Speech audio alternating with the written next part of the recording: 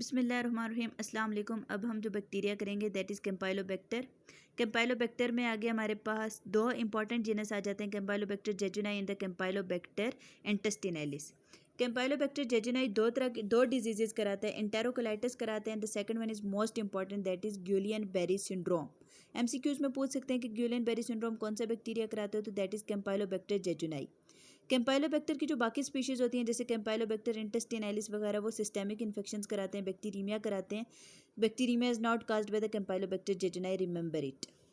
बाकी important properties की बात करें तो ये आपको ऑलरेडी पता है कि कैम्पाइलोबैक्टर कर्व्ड होता है, ग्राम नेगेटिव होता है, एंटेरिक ट्रैक का बैक्टीरिया होता है, कॉमा शेप्ड होता है या एस शेप्ड होता है। माइक्रो एरोफिलिक है। माइक्रो एरोफिलिक से मुराद ये है कि 5% ऑक्सीजन में बेटर ग्रो करता है as compare to 20% oxygen. Campylobacter jejuni को और कैम्पाइलोबैक्टर इंटेस्टिनैलिस को डिफ्रेंशिएट करते हैं on the basis of growth at 42 degree centigrade. Campylobacter jejuni जो है वो 42 डिग्री सेंटीग्रेड पर ग्रो कर जाता है, जबकि कैम्पाइलोबैक्टर इंटेस्टिनैलिस है वो 42 डिग्री सेंटीग्रेड पर ग्रो नहीं कर पाता। पैथोजेनेसिस की बात करें तो इसका रूट ऑफ ट्रांसमिशन होता है faecal oral route. Domestic animals जो होते हैं जैसे कैटल, चिकन्स, डॉग्स वगैरह, वो as a source of organism होते हैं, ठीक है। फूड और वाटर को कंटामिनेट कर देते हैं एनिमल फीसिस के। अब वो जो फूड और वाटर ह्यूमन कंज्यूम करते हैं तो उनमें ये बैक्टीरिया ट्रांसमिट हो जाते हैं। और अनपास्चराइज्ड मिल्क और पोल्ट्री और मीट भी कॉमनली इन्वॉल्व होते हैं इसकी ट्रांसमिशन में। बाकी ह्यूमन टू ह्यूमन ट्रांसमिशन भी होती है, लेकिन वो इतनी ज़्यादा फ्रीक्वेंट नहीं होती है जितनी एनिमल टू ह्यूमन ट्रांसमिशन होती है।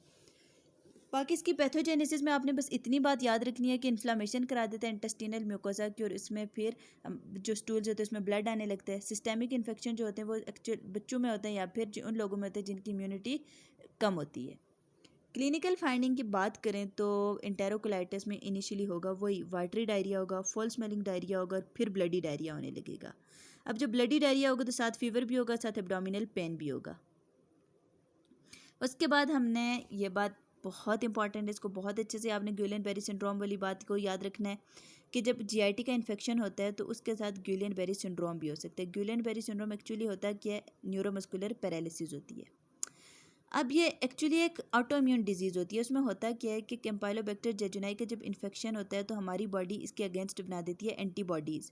अब वो एंटीबॉडीज़ जाके क्रॉस रिएक्ट करती हैं उन एंटीजेंस के साथ जो प्रेजेंट होती हैं न्यूरॉन्स के ऊपर। इसकी वजह से न्यूरोमस्कुलर पैरालिसिस हो जाती है। रिमेंबर, जो हमारे पास कैम्पाइलोबैक्टर जेजुनाई है वो असेंडिंग पैरालिसिस होती है, ठीक है। और ये बात भी याद रखना कि कैम्पाइलो जो हमारे पास कैम्पाइलोबैक्टर जेजुनाई नहीं, Guillain Barre syndrome is an ascending paralysis, और कैम्पाइलोबैक्टर जेजुनाई के साथ हमारे पास दो और ऑटो इम्यून डिजीजेज भी हो सकती हैं, that is reactive arthritis and Ritter syndrome.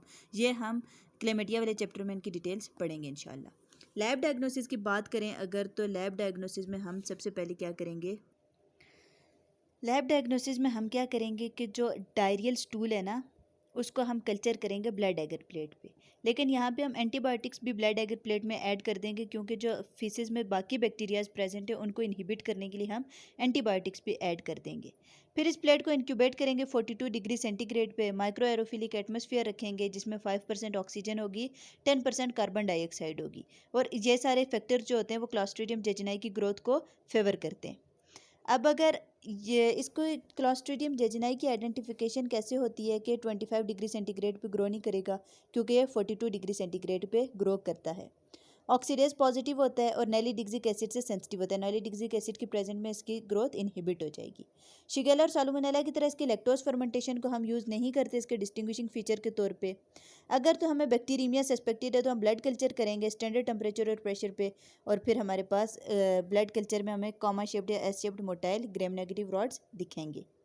अब हमने क्लॉस्ट्रीडियम कैम्पाइलोबैक्टर इंटेस्टिनैलिस की आइडेंटिफिकेशन कैसे करनी है कि वो 42 डिग्री सेंटीग्रेड पे ग्रो नहीं करेगा, वो 25 डिग्री सेंटीग्रेड पे ग्रो करेगा। और unlike Campylobacter jejuni it is resistance to nalidixic acid. Campylobacter jejuni जो है वो नैलीडिक्सिक एसिड से सेंसिटिव होता है और 42 डिग्री सेंटीग्रेड पे ग्रो करता है। और कैम्पाइलोबैक्टर इंटेस्टिनैलिस जो है वो 25 डिग्री सेंटीग्रेड पे ग्रो करता है और नैलीडिक्सिक एसिड से रेजिस्टेंट होता है। That's about all about Campylobacter. If you have any query, you can ask.